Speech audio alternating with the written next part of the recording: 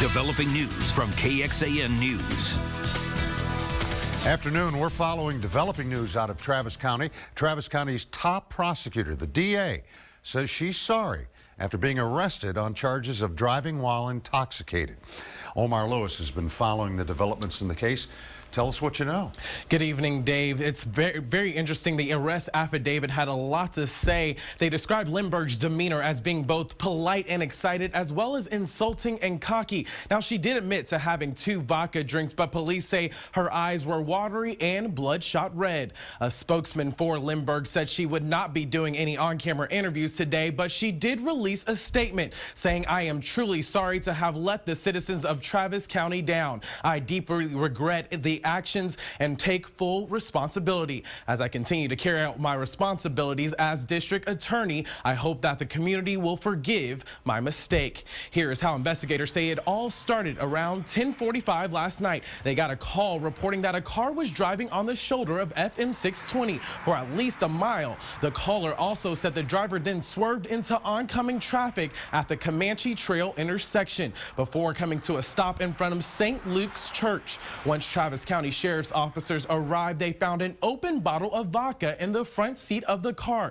Of course, this news has the town talking. Outside the courthouse today stood members of the Peaceful Streets Project, which focuses on checking the police and other public officials. They're hoping that justice will still be served, even for a district attorney. It would be awfully hard for them not to at least provide the minimum, I would think, because obviously it would show a double standard. But I personally believe that she should resign without question. Obviously there's a conflict there.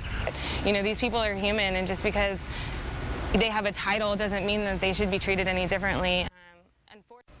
And again, we do want to be clear that now Lehmberg says she does not plan on resigning. Lehmberg is the first woman DA in Travis County history. Omar Lewis, KXAN News. Well, going in depth now, Rosemary Lehmberg has spent many years working as a prosecutor in Travis County. She was elected DA in 2008, but had been with the office since '76. During that time, she led the Family Justice Division, now known as the Center for Child Protection.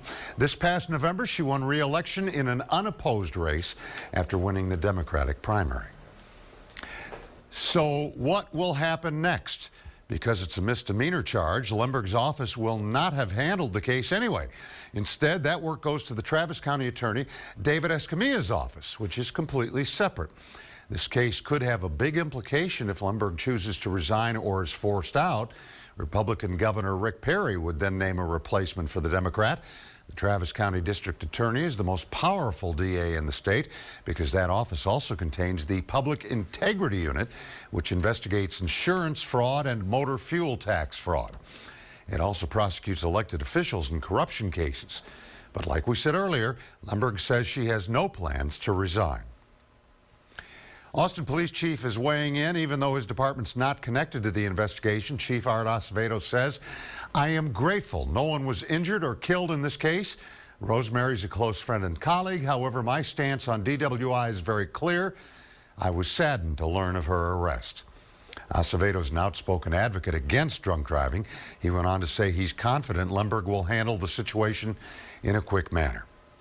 Now, tomorrow morning on In Session In Depth, we'll take a close look at the state's entire criminal justice system, from improving checks on prosecutors to reducing the number of people in jail. There are several potential reforms in the work. In Session In Depth airs tomorrow morning at 8:30.